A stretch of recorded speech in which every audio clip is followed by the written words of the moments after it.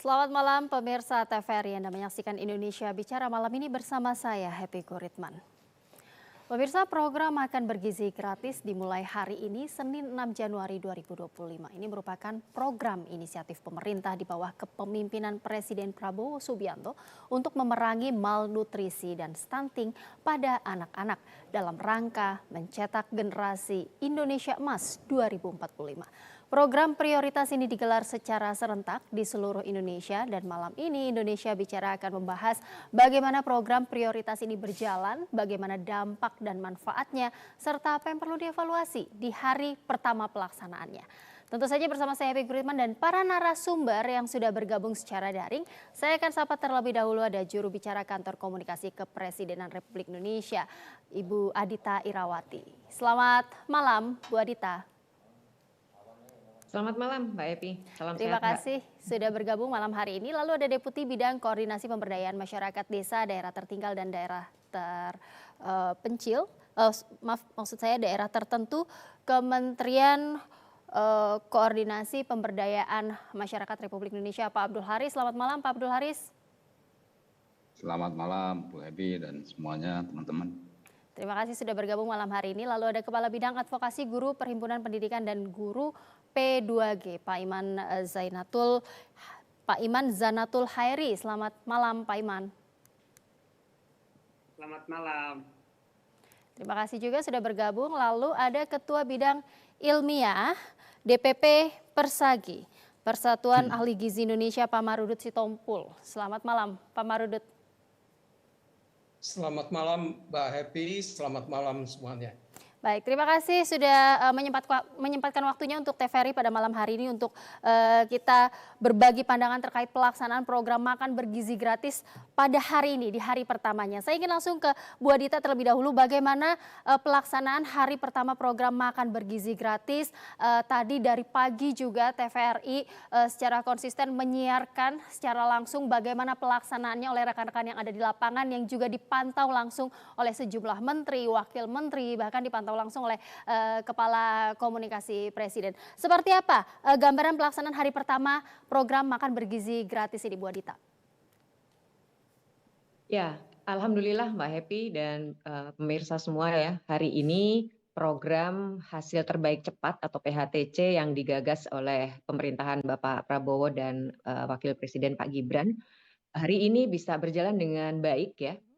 Dan ini juga hasil dari dukungan semua pihak, khususnya dari Badan Gizi Nasional sebagai penanggung jawab utama dan juga kementerian lembaga terkait serta seluruh pemangku kepentingan. Hari ini ada sekitar 190 titik yang itu adalah satuan pelayanan pemenuhan gizi atau kita biasa disebut sebagai dapur makan bergizi gratis ya, yang itu tersebar di 26 provinsi dan kami bisa melayani kurang lebih ya, kalau satu titik itu bisa melayani 3.000 sampai 3.500, berarti hari ini ada sekitar 600.000 penerima manfaat di 26 provinsi tadi. Kami sendiri dari Kantor Komunikasi Kepresidenan hadir di 11 titik Mbak Happy dan menyaksikan langsung ya pelaksanaan program ini bersama beberapa menteri dari Kabinet Merah Putih, ada dari menteri, ada wamen ya, wakil menteri, juga ada dari pemerintah daerah yang juga hadir. Dan antusiasme masyarakat luar biasa, khususnya adalah dari siswa didik ya, yang mereka sangat antusias untuk mendapatkan makan bergizi gratis ini, baik yang di SD, yang itu jadwal makannya di pagi hari, maupun yang SMP dan SMA, yang itu jadwal makannya di siang hari. Saya sendiri tadi langsung bisa melihat situasi di SD Negeri 3 Bojongkoneng ya, dan juga di SMP Negeri 16 di Babakan Madang. Dan di situ luar biasa ya, kalau kita lihat ternyata memang ini sangat ditunggu-tunggu oleh anak didik dan juga oleh para pengajar serta kepala sekolah. Kelihatan sekali bahwa mereka memang sangat membutuhkan ya program ini. Dan sebagian besar malah justru mengatakan ini bisa sangat membantu mereka. Kebetulan juga sekolah yang kami kunjungi ini ada di daerah yang mungkin banyak golongan yang tidak mampu ya, sehingga ini sangat membantu mereka untuk bisa tadi mengatasi pemenuhan makanan yang bergizi yang mungkin sehari-hari saat selama ini kurang bisa dipenuhi. Dan juga di daerah-daerah lain sama antusiasmenya, banyak sekali testimoni yang positif ya. Meskipun juga tentu banyak masukan juga ya yang harus kita jadikan masukan untuk evaluasi lebih lanjut. Jadi secara umum Mbak Happy program berjalan dengan cukup baik ya, dan ini tadi juga disambut dengan antusiasme. Tentu kita berharap nanti ke depan hasil evaluasinya bisa untuk perbaikan dan kita juga akan meningkatkan kualitas dari program ini ke depan. Ya, baik, antusias siswa luar biasa, kemudian juga dari guru maupun orang tua siswa juga menyambut ini dengan positif ya, Bu Adita ya. Ya. Baik, saya ingin ke Pak Abdul Haris, upaya apa saja yang kemudian dilakukan oleh Kemenko PM untuk ikut menyukseskan program makan bergizi gratis ini? Ya, terima kasih Bu Happy. Jadi tadi pagi seperti yang disampaikan Bu Adit ya, kami dari Kemenko PM dengan bahkan Pak Menteri sendiri hadir dan kami juga menemani dalam kunjungan tadi pagi, tentu setelah berkoordinasi dengan Kantor Komunikasi Kepresidenan. Kami tentu sebagai Kementerian Koordinasi ini punya fungsi sebagai koordinasi, sinkronisasi, dan juga pengendalian. Peran kami tentu ingin membantu dan juga mendukung serta memastikan agar program makan bergizi gratis ini dilaksanakan tentu dengan baik dan ada poin-poin penting yang ada upaya untuk memberdayakan peran serta masyarakat sehingga program MBG ini tentu memberikan efek yang multiplier efek atau efek domino yang bukan hanya bagi peningkatan gizi anak-anak dan ibu hamil, tapi juga memberikan upaya peningkatan kesejahteraan masyarakat sekitar. Jadi beberapa peran untuk mensukseskan program makan bergizi gratis ini dari sisi pemberdayaan masyarakat itu sangat luas sekali dan kami sangat mendukung dan antusias. Tadi kami sempat meninjau dapur umumnya di salah satu SPBG dan di situ ada 5 SPBG, itu daerah Kebayunan, Kelurahan Tapos, Kecamatan Tapos. Dan kami melihat masyarakat juga antusias dan dapur umum ini juga melaksanakan tugasnya dengan baik.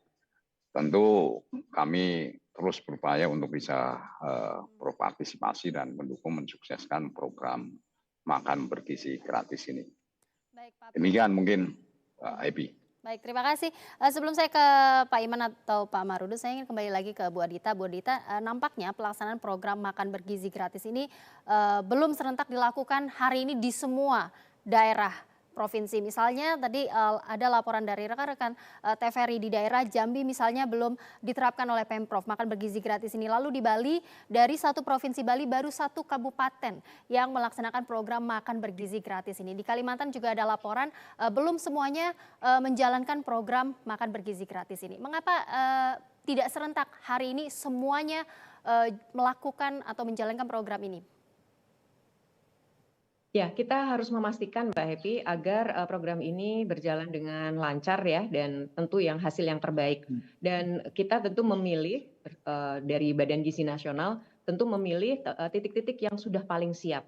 Yang itu sebagian besar juga sudah dilakukan serangkaian uji coba dan tadi dari beberapa evaluasi, beberapa kajian dan juga dari masukan-masukan kita dapatkan yang memang sudah sangat siap pada hari ini adalah di 190 titik tadi.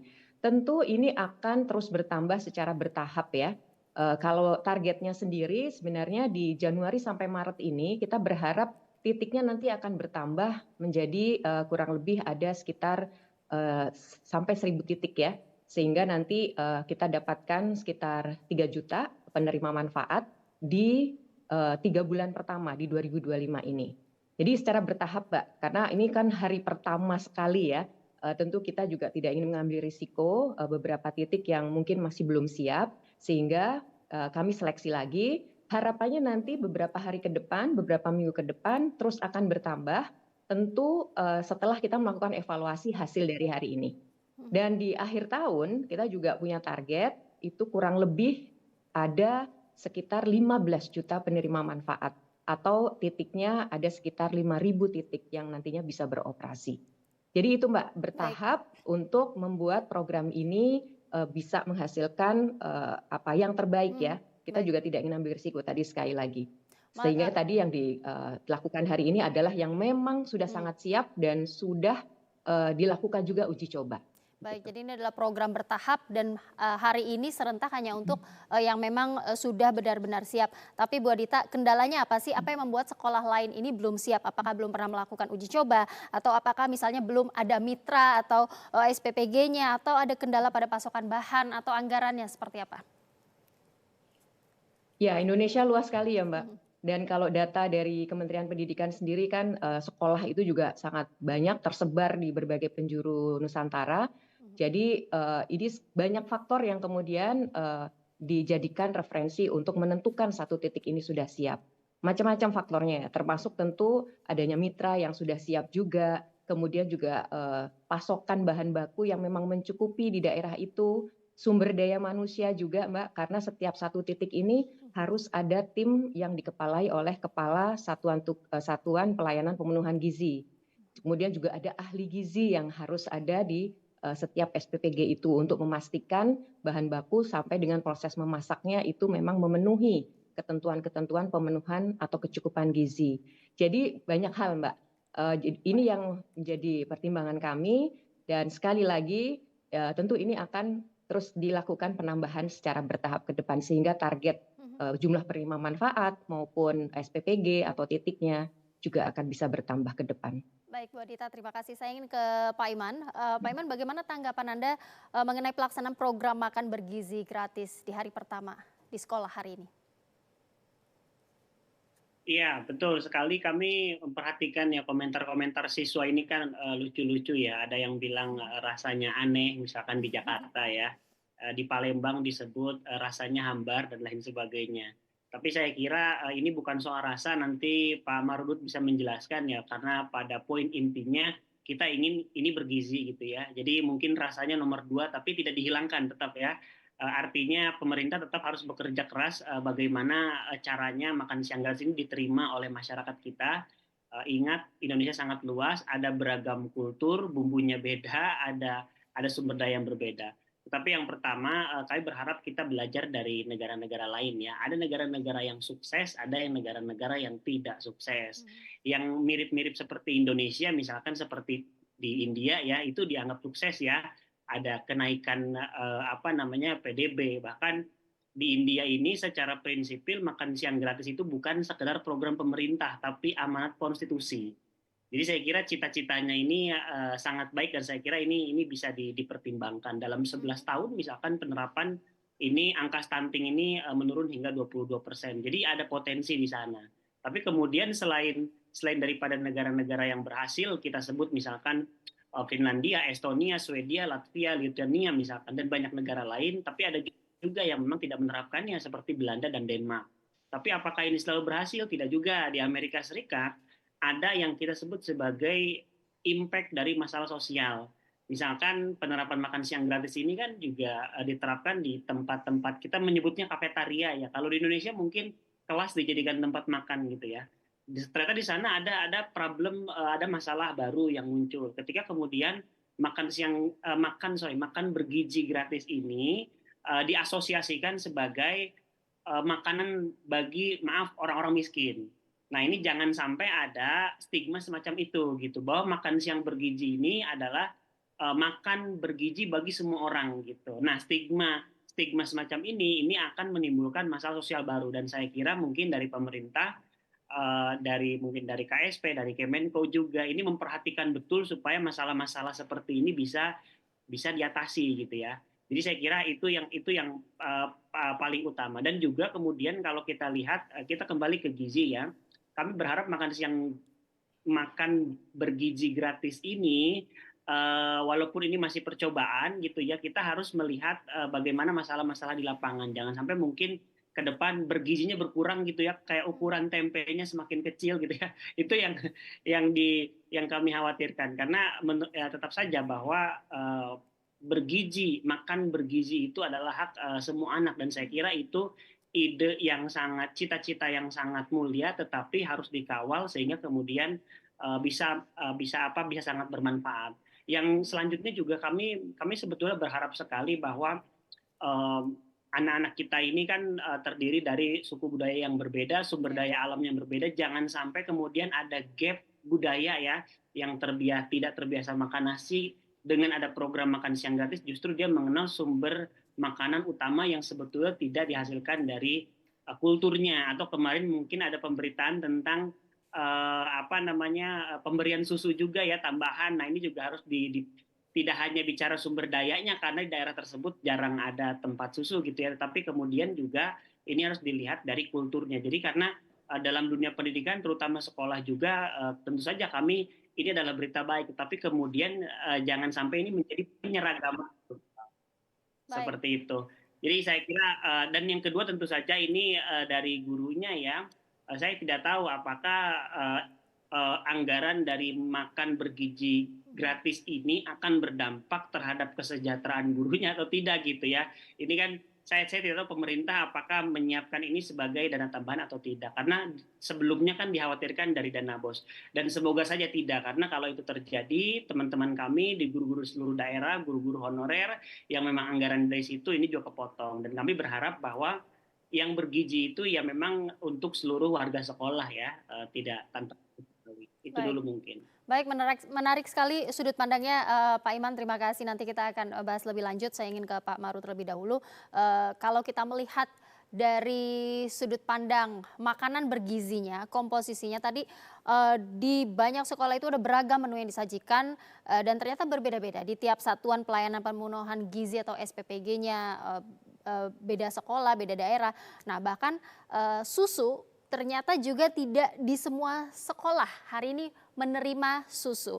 Nah hanya sebagian saja. Nah bagaimana kemudian Anda melihat komposisi menu dan gizi yang diberikan kepada anak-anak sekolah hari ini? Apakah menu yang disajikan menurut Anda ini sudah sesuai standar gizi yang dianjurkan oleh ahli gizi?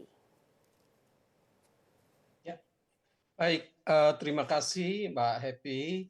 Pertama, kami dari Persatuan Ahli Gizi Indonesia merasa sangat berterima kasih sekali kalau makan bergizi gratis ini diangkat menjadi satu program nasional. Karena memang kita tahu bahwa banyak anak-anak SD maupun SMP, SMA, ibu hamil, anak balita maupun di PAUD itu konsumsi atau asupan gizinya kurang. Nah, ini dampaknya kan sangat besar. Oleh karena itu, kami sangat menyambut dengan baik dan kami di Dewan Pimpinan Pusat Persatuan Ahli Gizi senantiasa siap membantu pemerintah di dalam penyelenggaraan makan bergizi gratis ini. Nah, apa yang saya amati tadi di berbagai stasiun televisi bahwa makanan-makanan tersebut memang beragam. Termasuk tadi Pak Iman menyampaikan bahwa rasanya kurang garamnya kurang. Jadi sebenarnya gini, ada tiga hal yang perlu kita perhatikan dalam penyelenggaraan makanan bergizi gratis ini. Yang pertama adalah komposisi gizinya itu harus sesuai seperti yang dipersyaratkan, yaitu kalau dia diberikan makan pagi itu 20-25% dari angka kecukupan gizinya. Kalau dia diberikan makan siang sekitar 30-35% dari angka kecukupan gizi. Itu harus terpenuhi. Jadi takarannya adik-adik kami di lapangan itu sudah memang siap akan menyelenggarakan itu. Nah, tentang rasa, nah ini memang sangat variatif. Nah, rasa garamnya kurang. Nah, adik-adik kami di lapangan itu menyiapkan dan selalu mematuhi bahwa akhir-akhir ini kita tahu penyakit tidak menular itu semakin tinggi di Indonesia. Maka ahli gizi di lapangan itu melihat ya, bahwa garam ini juga jangan terlalu tinggi. Dan ini memang satu pembelajaran juga, karena memang beberapa makanan kita selama ini ada yang terlalu asin juga. Jadi di Permenkes 30 tahun 2013 itu diatur pemberian garamnya. Jadi di dalam menu itu memang sudah disesuaikan. Nah, kalau memang itu sudah dilakukan dengan baik, tentunya berarti ini kemungkinan ada variatif antar daerah yang rasa asinnya mungkin melebihi dari yang lain. Karena standar garam semua itu sudah disiapkan. Kemudian apa yang kami amati yang berikutnya adalah yang menggembirakan itu, pada saat saya lihat tadi anak-anak di SD maupun di SMP dan SMA itu, dia makan sayur. Ya, sayur yang disajikan itu dimakan. Karena kita tahu di survei kesehatan Indonesia tahun 2023, 96% orang Indonesia kurang makan sayur dan buah. Memang tadi ada, kalau kita lihat ada yang lucu-lucu juga, disediakan buah. Dia kebetulan nggak suka buah itu, ya memang ada saja yang seperti itu. Tapi ini adalah satu di dalam kami amati tadi pada saat penyelenggaraan makan siang gratis ini, ada edukasi gizi juga ada di sana.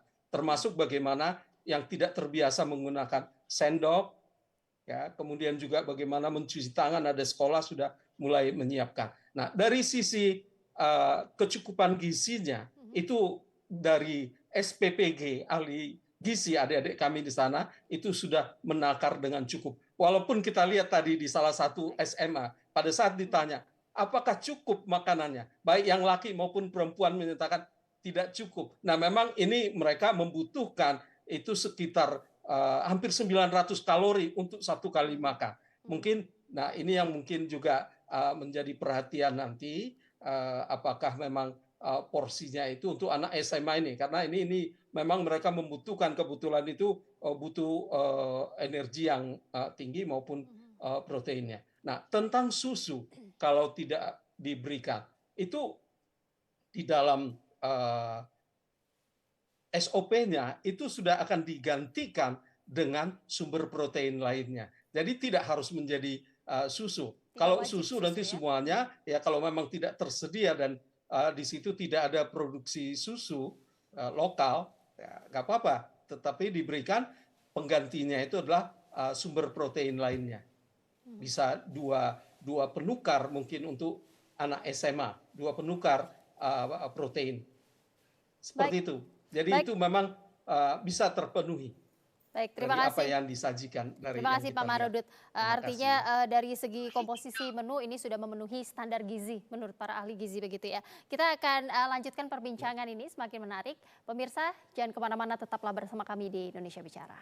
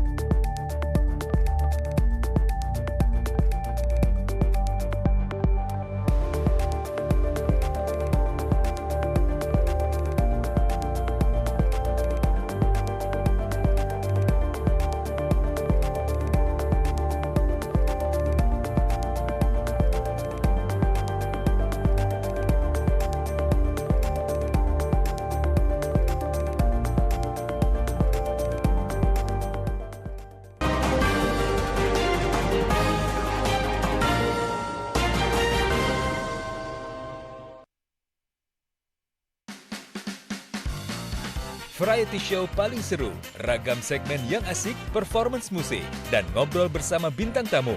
Awal namanya kan naik nih, emang sering cover-cover ya? Panjang apapun kalau emas cukur yang potong aku ikhlas. Bersama host Doli Sapri dan Nexa Paisan. Kenapa kepikirannya abang batok? Cover. Seblak Show, serunya blak-blakan.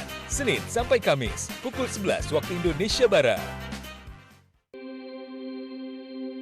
Membahas ragam topik menarik yang mendalam tentang dunia kesehatan. Yang dibicarakan dan orang banyak tahu tuh mengenai pertumbuhannya ya. Karena memang mindset orang Indonesia tuh kan kalau udah kulit coklat udah aman. Bersama para dokter dan bintang tamu yang kompeten di bidangnya. Kalau pH juga iya, tapi dia lebih ke kandungannya itu sih. Halo Dokter, Senin sampai Kamis, pukul 9.30 waktu Indonesia Barat.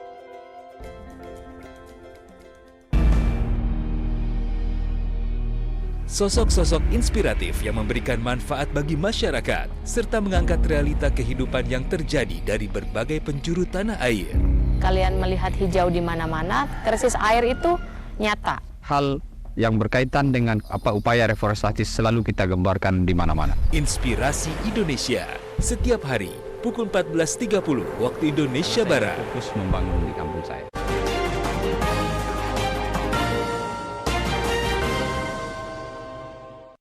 Terima kasih Anda masih bersama kami di Indonesia Bicara. Kami masih membahas pelaksanaan program Makan Bergizi Gratis, program inisiatif pemerintah dan juga menjadi program prioritas yang mulai dilakukan hari ini, 6 Januari 2025. Saya ingin ke Bu Adita lagi terlebih dahulu. Bu Adita, banyak pertanyaan dari publik hari ini karena ada banyak sekolah yang juga tidak menyajikan susu di dalam menunya karena publik berpendapat bahwa makanan bergizi itu seharusnya 4 sehat 5 sempurna termasuk susu di dalamnya. Nah, ini apakah memang susu bukan komponen yang wajib untuk diberikan setiap harinya di dalam program Makan Bergizi Gratis ini? Ya Mbak Happy, tadi sebenarnya juga sudah disinggung oleh Pak Marudut ya, bahwa sebenarnya acuan utamanya ini kan kecukupan gizi ya. Tadi sudah disampaikan bahwa kecukupan gizi ini sesuai dengan aturan yang sudah ditetapkan baik itu di Badan Gizi Nasional maupun di Kementerian Kesehatan, itu sudah ada benchmarknya atau ada referensinya. Jadi setidaknya kan 25-30% dari kecukupan gizi harian itu tercukupi lewat program Makan Bergizi Gratis ini. Kalau pagi hari tadi 25% ya kira-kira, kalau siang 30% sampai 40%. Jadi referensinya yang paling utama itu, bahwa nanti menu atau makanan yang disajikan itu ada susu atau tidak. Yang paling penting sebenarnya kecukupan dari kandungan protein, yang memang itu kan kandungan utama susu ya. Termasuk juga mungkin ada unsur mineralnya. Jadi di sini yang menjadi patokan atau menjadi rujukan dari penyelenggaraan Makan Bergizi Gratis ini. Maka kalau dilihat pada pelaksanaan hari ini memang sangat bervariasi. Ada sekolah tadi yang menyajikan susu, ada yang tidak. Tetapi sebenarnya kalau ahli gizi menghitung, itu dipastikan bahwa sebenarnya tidak ada yang berbeda dalam kandungan gizinya gitu. Mungkin jenis makanannya saja yang bervariasi ya. Tadi seperti di sekolah yang saya kunjungi, susu itu diganti dengan tahu. Tahunya memang dimasak tidak dengan minyak yang banyak ya, karena kami tadi juga sempat melihat proses memasaknya, sehingga juga kandungan gizinya tidak hilang karena proses penggorengan gitu. Lalu juga ada berbagai sayuran yang saya rasa ini juga pasti kandungan vitaminnya yang ada dalam susu juga bisa digantikan dengan sayuran itu. Jadi ini sekali lagi Mbak Happy, yang penting adalah kecukupan gizinya itu terpenuhi. Baik. Dan sekali lagi ada ahli gizi yang mengawasi, ini tentu timnya Pak Marudut juga gitu ya, yang tersebar di berbagai SPPG gitu. Baik, Bu Adita, tapi ada tidak standar menu untuk memastikan bahwa komponen gizinya ini terpenuhi? Misalnya kalau sarapan tuh harus nasi goreng, pemenuhan karbohidratnya harus nasi, kemudian sayurnya harus sayur-sayuran berwarna hijau dan lain sebagainya. Ada tidak standar menu yang kemudian harus diikuti oleh seluruh SPPG ini? Kalau standarnya, kalau kita bicara soal jenis makanannya, tentu itu akan sangat bervariasi ya Mbak ya. Bahkan tadi saya melihat di beberapa titik juga hampir tiap hari berbeda menunya gitu. Dan yang juga tadi menjadi beberapa kepedulian atau perhatian dari banyak pihak adalah bagaimana agar kalau memang ada yang karbohidrat sehari-harinya nasi, sementara kearifan lokalnya bukan nasi, ini ya bisa saja menyesuaikan situasi dan kondisi setempat, Mbak. Baik. Kalau karbohidrat atau energi datangnya dari nasi, sementara di daerah katakanlah mungkin saudara-saudara kita di Papua misalnya ya, lebih banyak memilih bahan makanan pokoknya adalah sagu, ya tentu kita sesuaikan. Jadi itu sangat disesuaikan dengan kondisi setempat dan ada variasi. Bahkan tadi di beberapa di Jawa Barat maupun di DKI itu juga ada menu yang tidak hari ini ya, tapi nanti untuk beberapa hari ke depan itu diganti dengan mie, itu juga bisa, mie yang sehat, kemudian juga ada jagung, jadi macam-macam Mbak variasinya. Ini supaya juga penerima manfaat tidak bosan ya dengan makanannya, sehingga apa yang disajikan dihabiskan dan tentunya tadi gizi yang didapatkan juga sesuai dengan target yang sudah kita tetapkan gitu. Baik, tapi kalau menu khusus misalnya untuk anak-anak dengan kondisi kesehatan tertentu, mereka yang punya alergi misalnya, atau memiliki preferensi tertentu, ini juga apakah dipikirkan? Untuk saat ini memang semuanya masih sama ya Mbak ya. Dan ini sekali lagi adalah program yang di awal.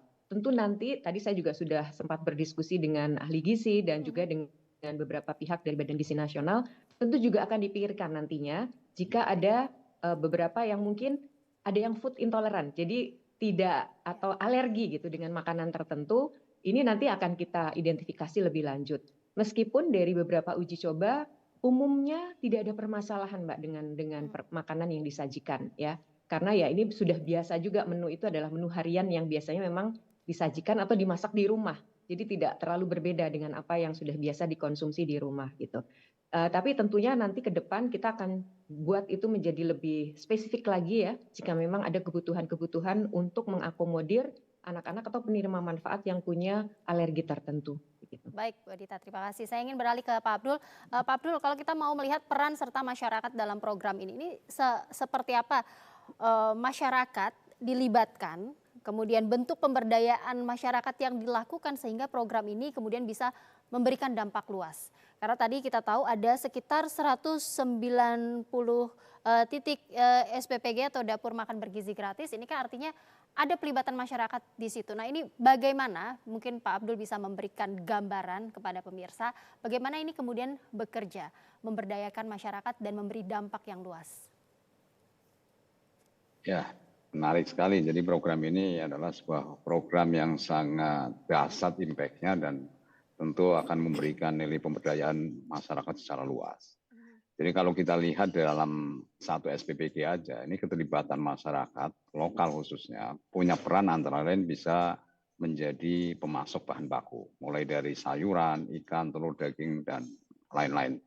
Dan juga di sini setiap SPPG ini ternyata mempekerjakan kurang lebih 47 peran dari masyarakat lokal, karena 3 orangnya adalah dari PGN yang telah ditetapkan, mulai kepala SPPG-nya, manajernya, atau mungkin dari akuntan dan ahli gizinya. Dan tentu ini punya peran mulai dari masyarakat untuk memasak di dapur, juga membagikan makanan ke lokasi-lokasi, ke siswa, dan juga tentu yang terkait dengan upaya pekerjaan-pekerjaan yang ada di dapur. Di samping itu juga warga turut membantu proses pengolahannya tadi yang di dapur umum, dan juga secara tidak langsung ini juga memberikan pendidikan kepada masyarakat untuk bisa memahami bagaimana proses memasak yang higienis dan memasak yang penuh dengan gizi. Itu dari sisi mungkin pelaksanaan di dapur. Sisi lain secara luas, ini kita juga melihat tadi semacam ekosistem yang dibangun dari kegiatan makan bergizi ini. Kita melihat bahwa ini punya peran bagaimana dalam satu SPPG itu bisa menghidupkan sebuah kerja ekonomi atau institusi ekonomi yang ada di desa, misalnya kalau kita berbasis desa atau komunitas. Kita lihat mungkin PGN sebagai off-taker, dan ini yang akan pelaksananya adalah SPPG.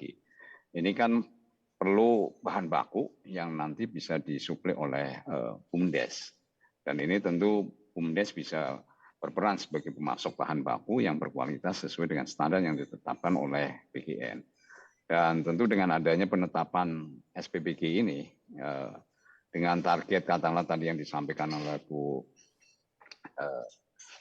nanti sekitar 5.000 titik ya untuk tahun 2025, ini perlu diikuti dengan pengembangan mungkin pasok bahan baku yang lebih luas. Dan ini peran BUMDes juga kita bisa tingkatkan. Tapi tidak hanya BUMDes, ada koperasi, UMKM, yang tentu ini juga bisa kita tingkatkan secara pengelolaannya. Karena PGN juga mensyaratkan mereka juga harus terdaftar dalam e-katalog dan sebagainya. Kemudian satu sisi, BUMDes itu kan bisa mendapatkan sumber pasokan langsung dari para petani. Jadi ini diperlukan juga peningkatan kapasitas petani, peternak, dan nelayan yang tentu perlu kita kembangkan untuk bisa memenuhi kebutuhan bahan baku dalam program MBG ini.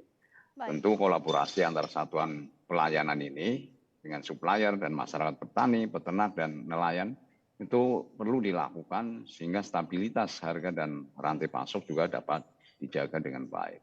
Satu sisi juga untuk pemberdayaan masyarakat, ini termasuk dari peran dari ibu-ibu ya, perempuan untuk dapat berkontribusi dalam supply chain program makanan bergizi gratis ini. Dan berikutnya yang terakhir adalah terkait dengan pemberdayaan beberapa institusi pendidikan untuk bisa berpartisipasi dan juga berdaya sebagai mitra MBG. Seperti itu kita juga tahu penerimanya salah satunya adalah santri. Ini juga kita bisa menggerakkan para pesantren ini untuk bisa berperan dalam program MPG ini, karena sekaligus bisa sebagai pelaksana dan juga sebagai penerima manfaat. Jadi kami melihat ini bisa terbangun sebuah ekosistem atau sirkular ekonomi yang tentu memberikan dampak dari sisi ekonomi, apalagi kalau kita bicara dengan perputaran ekonomi yang ada di desa. Ini ada peningkatan sampai 800% ya. Kalau selama ini dengan dana desa itu mendapatkan nilai manfaat sekitar 1,5 miliar, ini bisa dengan apa yang ada dihitung, ini bisa mencapai 8 miliar. Gitu. Itu artinya kan ada pertumbuhan ekonomi, ekonomi yang bergerak yang begitu besar yang ada di masyarakat. Itu mungkin barangkali manfaat yang sangat besar bagi masyarakat. Dengan membangun ekosistem tadi ya, kemudian ada pergerakan ekonomi di situ, dampaknya kemudian menjadi lebih luas. Saya ingin ke Pak Maru. Pak Maru, bagaimana sih memastikan bahwa makanan yang disediakan di program makan bergizi gratis ini aman, bergizi, kemudian sesuai juga untuk berbagai kelompok sasaran? Ya, baik Mbak Happy.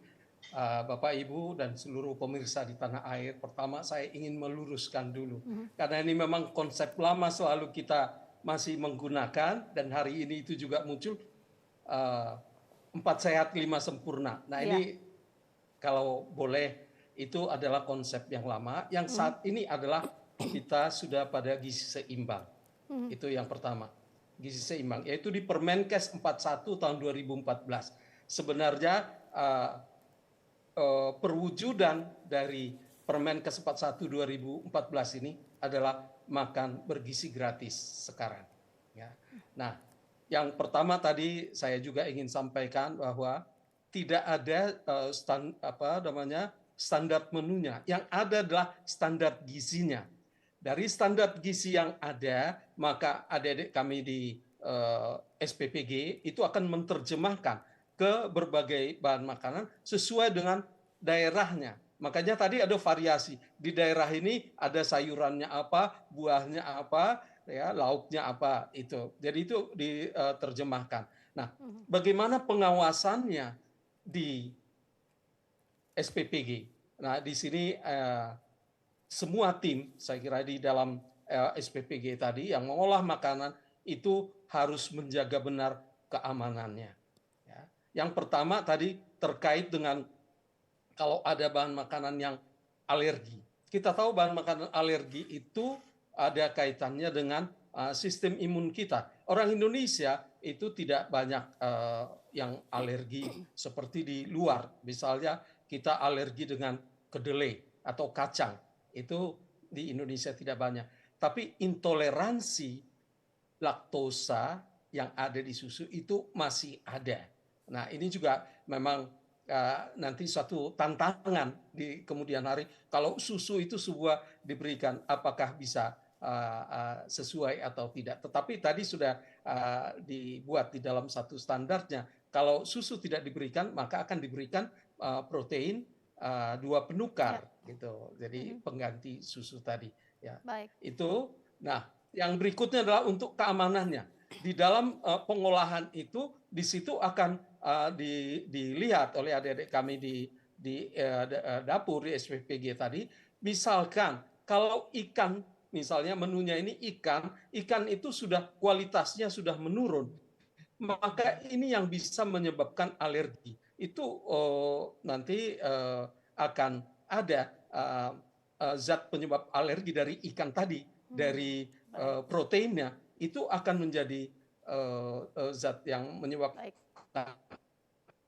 Artinya pengawasan terus dilakukan ya Pak Maru ya, pengawasan dari teman-teman Persagi ini terus mengawasi bahan-bahannya dipastikan segar. Benar dijaga, dipilih bahan makanannya. Baik Pak Maru. Baik Pak Maru, kita harus jeda terlebih dahulu, nanti usai jeda saya akan ke Pak Iman. Pemirsa, tetaplah bersama kami di Indonesia Bicara.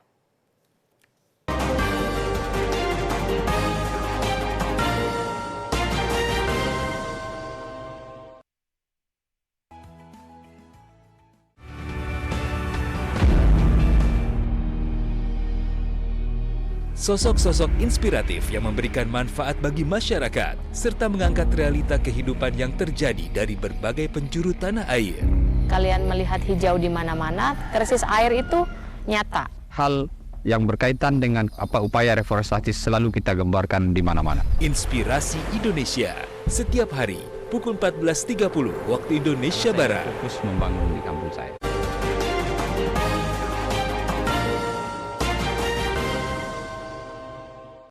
Terima kasih Anda masih bersama kami di Indonesia Bicara. Saya ingin langsung ke Pak Iman, Kepala Bidang Advokasi Guru P2G. Pak Iman, kalau menurut Anda, apakah program makan bergizi gratis ini bisa memberikan dampak positif pada semangat belajar siswa? Iya, yang pertama kita harus melihat ini secara jelas ya. Jadi bedanya makan gratis bergizi di luar sekolah dan dalam sekolah itu ada edukasinya, kira-kira itu pentingnya.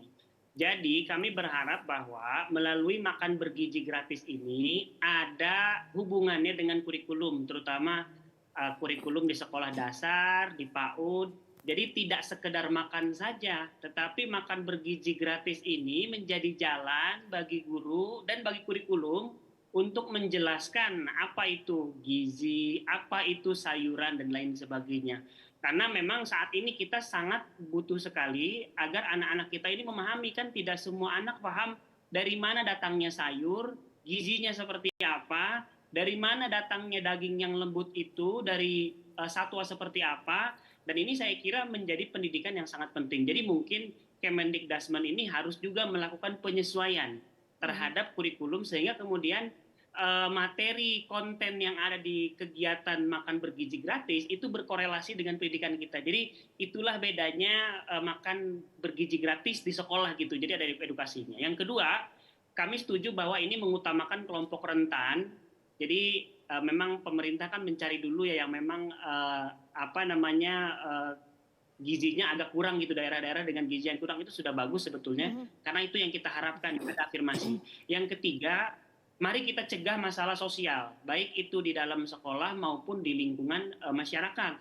Apakah situasi distribusi ini menyebabkan masalah? Dan kelima, jangan lupa bahwa makan bergizi gratis ini harus menjadi penjaga supaya ada makanan-makanan lokal yang justru nanti dipertahankan melalui program ini. Jadi menyelamatkan dua kali kita, menyelamatkan gizi dan juga menyelamatkan lokal. Dan yang terakhir dan yang paling utama, jangan lupakan gizi untuk gurunya. Jadi kalau gurunya tidak bergizi, mengajar anak yang bergizi, kira-kira itu akan berdampak sangat luas. Tidak mungkin kita mengajar secara lemas. Jadi mungkin tahapan selanjutnya gurunya diberikan bergizi gitu. Juga mendapatkan asupan makanan bergizi begitu ya dari pemerintah sebagai bentuk perhatian bahwa tidak hanya siswa tetapi juga guru, para pengajar. Tetapi Pak Iman, menurut Anda apa sih tantangan utama dalam menjaga keberlanjutan program ini, termasuk tantangan untuk memastikan bahwa distribusi makan bergizi gratis ini bisa merata ke daerah-daerah 3T?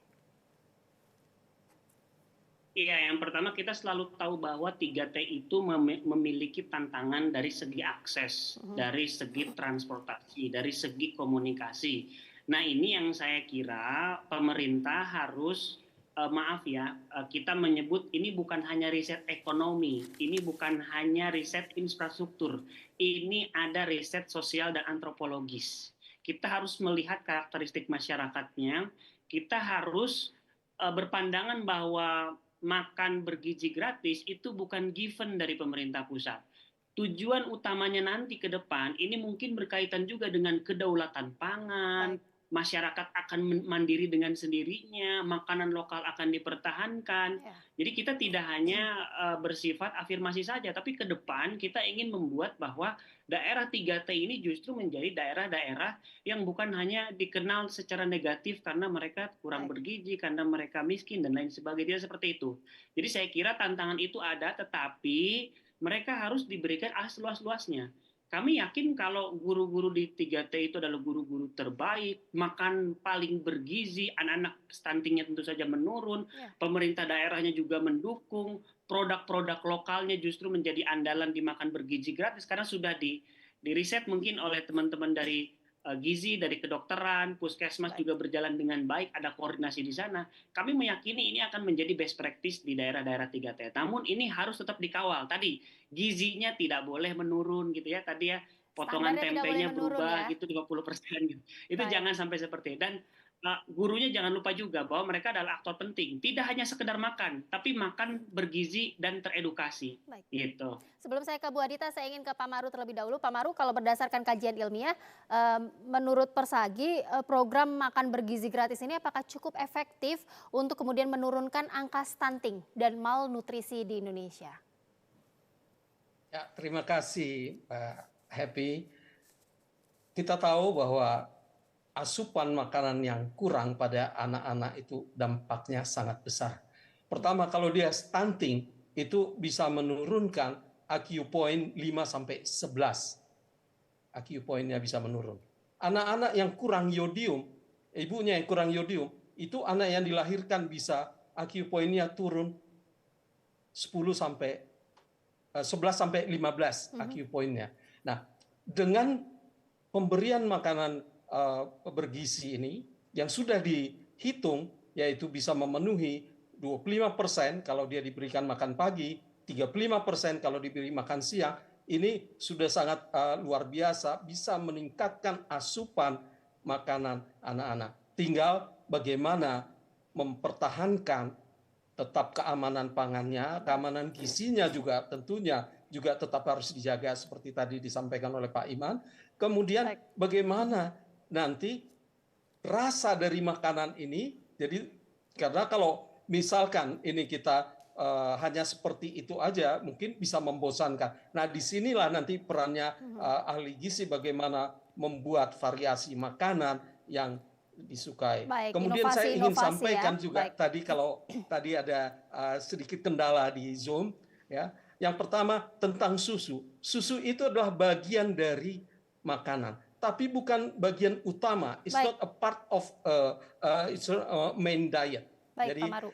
tidak harus dengan susu, bisa diganti dengan bahan makanan lainnya. Dan itu akan bisa nanti membuat anak-anak Indonesia gizinya cukup, IQ-nya akan bisa meningkat, bisa akan tercapai anak-anak Indonesia di Indonesia Emas tahun 2000. Baik Pak Maru, seperti yang Anda sampaikan tadi, yang penting adalah komposisi gizi seimbang, dan itu yang juga perlu dipahami oleh publik, digarisbawahi oleh pemirsa semua, bahwa yang menjadi acuan saat ini bukan lagi 4 sehat 5 sempurna, tetapi adalah komposisi gizi yang seimbang yang ada di Permenkes.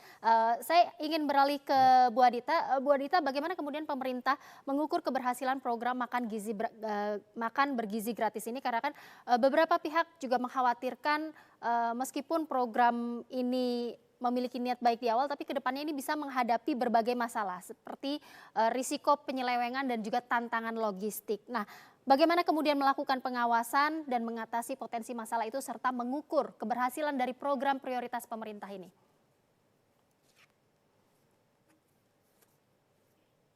Baik, Bu Adita masih di mute, mohon maaf, mohon diulang. Silakan. Ya, maaf Mbak Happy. Ya, tentu ini sudah ada ya, apa istilahnya key performance indicator-nya lah, atau apa yang menjadi keberhasilan dari program ini. Yang utama tadi, karena tujuan utama dari makan bergizi gratis ini kan adalah untuk menurunkan angka stunting dan malnutrition atau kekurangan gizi ya. Yang ini juga menjadi permasalahan besar di negara kita gitu. Nah, tentu itu yang dua hal ini Mbak yang paling utama. Bagaimana angka stunting ini bisa kita kurangi, bisa diturunkan, dan juga kekurangan gizi pun bisa kita kurangi gitu ya. Tadi sudah disampaikan juga cukup sangat lengkap oleh Pak Maru ya, terkait dengan bagaimana pengaruh dari kekurangan gizi itu terhadap kualitas sumber daya manusia, dari mulai IQ yang mungkin tidak mencukupi dan sebagainya.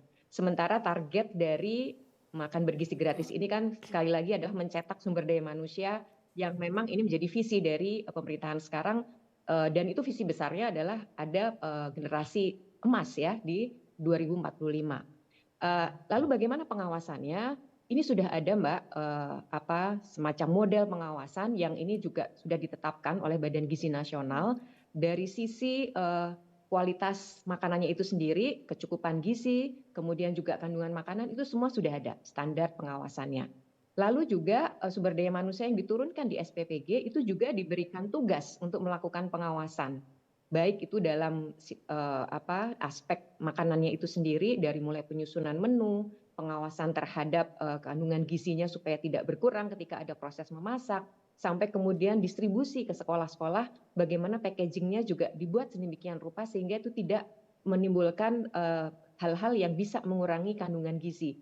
Karena seperti tempat makannya saja, kenapa kami kemudian menggunakan stainless steel yang ini juga punya food grade yang cukup baik, itu karena sekali lagi supaya gizinya tidak berkurang ketika makanan itu dihantarkan ke penerima manfaat. Baik. Kemudian juga titik-titik sekolah, kemudian bagaimana evaluasi dari penerima manfaat itu semua selalu akan menjadi catatan yang memang dilakukan oleh pihak dari SPPG setempat. Ini sudah dilakukan sebuah mekanisme pengawasan yang nantinya ini akan menjadi bahan bagi Badan Gizi Nasional dan kementerian lembaga terkait termasuk Kemendikdasmen, kemudian Kementerian Kesehatan yang memang ini para pemangku kepentingan utama untuk melakukan evaluasi dan perbaikan program. Jadi itu Mbak. Nah, satu lagi yang kita juga butuhkan adalah partisipasi masyarakat dalam mengawasi atau mengawal program ini. Tadi berbagai masukan dari hari pertama pelaksanaan, tentu itu semua menjadi satu hal yang sangat berguna ya bagi kami pemerintah untuk memperbaiki program, termasuk jika ada hal-hal yang mungkin dirasa seperti misalnya ada laporan mengenai pengadaan-pengadaan yang ternyata itu tidak resmi atau tidak dikeluarkan secara resmi oleh Badan Gizi Nasional. Kemudian ada indikasi penipuan misalnya Mbak. Ini kami juga butuh masyarakat untuk mengawal, menyampaikan informasi tersebut sehingga kita juga bisa mengantisipasi atau meminimalisir terjadinya penyalahgunaan dan sebagainya yang nanti bisa mengurangi kualitas program. Kemana Bu Adita masyarakat bisa melaporkan hal itu? Ya, yang paling utama bisa sekarang ini menggunakan platform lapor.go.id, Mbak. Baik. Yang itu dulu, yang memang sudah siap ya secara infrastruktur. Nantinya tentu Badan Gizi Nasional juga akan membuka hotline pelaporan. Namun sekarang mungkin masih fokus kepada pelaksanaan program dulu, tetapi masyarakat bisa menyampaikannya lewat lapor.go.id. Baik, terima kasih Bu Adita. Saya ingin ke Pak Abdul. Pak Abdul, singkat saja dan mungkin ini sebagai penutup dari pelaksanaan program makan bergizi gratis di hari pertama ini, apa saja menurut Anda yang kemudian perlu dievaluasi terkait pelaksanaannya maupun dampak langsungnya kepada masyarakat? Singkat saja Pak Abdul, silakan. Ya, memang ini baru tahapan awal dan saya yakin banyak sekali yang tentu dievaluasi dan diperbaiki dalam pelaksanaan ke depannya. Kalau kita bicara, yang penting adalah bagaimana kita menjaga sustainability dari program ini. Ini penting dan pemerintah sudah punya keyakinan dan menyiapkan anggaran yang begitu besar. Ini juga menjadi tantangan tersendiri. Di samping tadi kita juga harus menjaga kualitas makanannya, konsistensi dari kualitas dan juga pemenuhan gizinya juga harus terukur. Dan tentu kita juga harus bisa mendapatkan masukan dari masyarakat. Kemudian terkait dengan distribusi, ya, kita sama-sama tahu bahwa kita itu negara dengan begitu banyak kepulauan dan ini menjadi tantangan tersendiri bagaimana pelaksanaan nanti disampaikan untuk di daerah-daerah yang di luar Jawa katakanlah. Ini juga menjadi tantangan tersendiri dan juga kita juga harus meningkatkan bagaimana penggunaan produk lokal, kearifan lokal yang harus kita angkat, sehingga masyarakat kita juga bisa kontribusi langsung dalam penggunaan gizi.